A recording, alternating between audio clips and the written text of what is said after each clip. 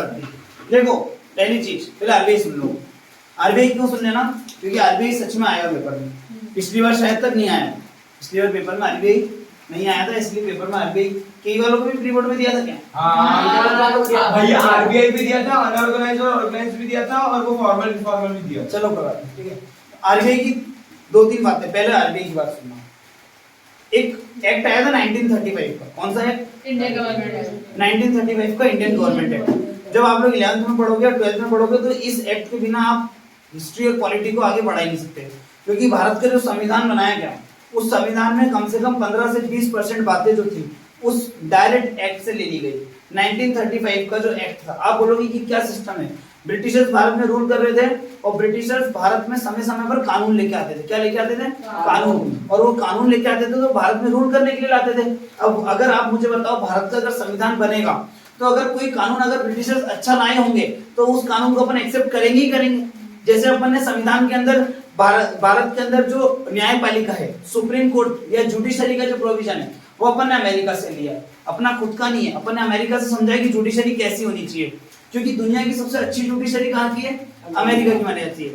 अपन ने parliamentary system Britain से लिया, क्योंकि दुनिया का सबसे अच्छा पार्लियामेंट कहाँ का माना जाता है? ब्रिटेन का माना जाता है। तो इसका मतलब है कि 1935 का जो एक्ट आया था उसका 15 अपने संविधान का 15% अपन ने वहीं से ले लिया। उसमें दो बातें आप बिल्कुल मत भूलना, एक यूपीएससी और एक आरबीआई। एक यूपीएससी और एक आरबीआई, ये 1935 के एक्ट की बहुत इंपॉर्टेंट चीज थी जो अभी सबसे ज्यादा पावरफुल है। अंग्रेजों ने 3 या 4 चीजें ऐसी दी हिंदुस्तान को जो सच में यूनिवर्सल है दुनिया के अंदर, जैसे रेलवे, जैसे यूपीएससी, जैसे आरबीआई, जैसे इंडस्ट्रियलाइजेशन नहीं, मॉडर्नाइजेशन। इंडस्ट्रियलाइजेशन नहीं बोल रहा हूँ, मॉडर्नाइजेशन बोल रहा हूँ।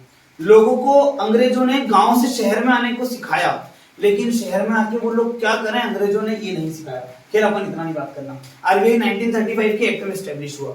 कौन से एक्ट में स्टैब्लिश हुआ? 1935 के एक्ट में। 1935 के एक्ट में स्टैब्लिश हो गया reserve bank of India.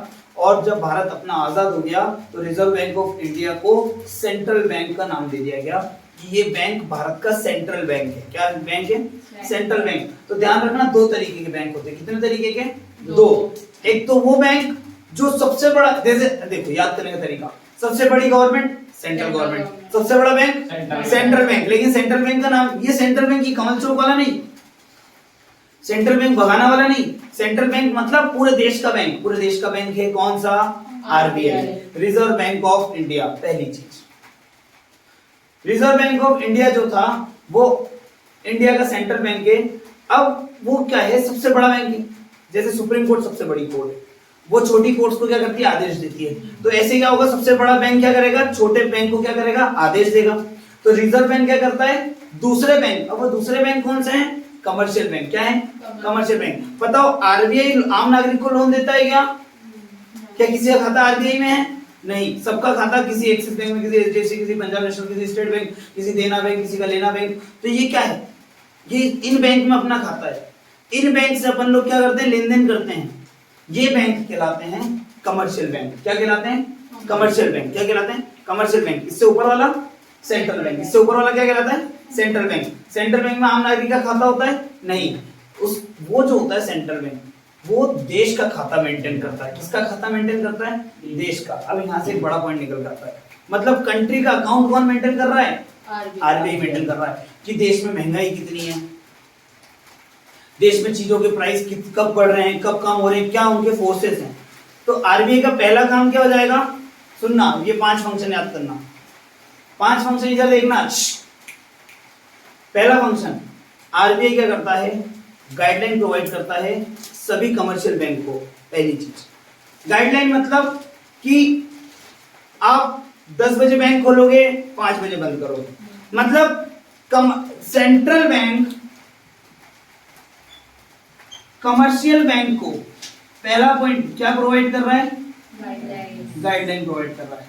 Guideline मतलब रूल्स और रेगुलेशन है। बोलो। दूसरा point, central bank commercial bank को लोन प्रोवाइड करता है। क्या प्रोवाइड करता है? लोन। ये लोन शॉर्ट टर्म भी हो सकता है और लॉन्ग टर्म भी हो सकता है। कोई बैंक नया नया खुला है तो उसको आरबीआई कुछ ज्यादा समय के लिए पैसे देगा। समझ गए बात को। तीसरा काम, आरबीआई डिसीजन मेकिंग बॉडी है कि करेंसी प्रिंट कितनी करानी है। करेंसी प्रिंट कराने की गाइडलाइन भी कौन प्रोवाइड करता है? आरबीआई। कौन करता है बेटा?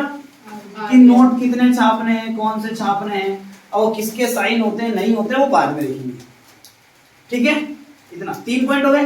चौथा पॉइंट, आरबीआई क्या करता है? आरबीआई देश में जो लोग लोन लेते हैं, उन लोन के रेट डिसाइड करता है। क्या डिसाइड करता है? Rate decide.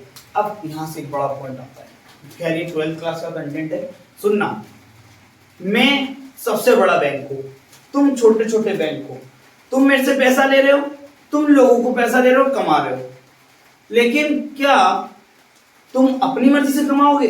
मेरे हिसाब से कमाओगे। क्यों मेरे हिसाब से? क्योंकि मैं देश का खाता संभाल रहा हूं, तो तुम थोड़ा हिसाब से कमाओगे।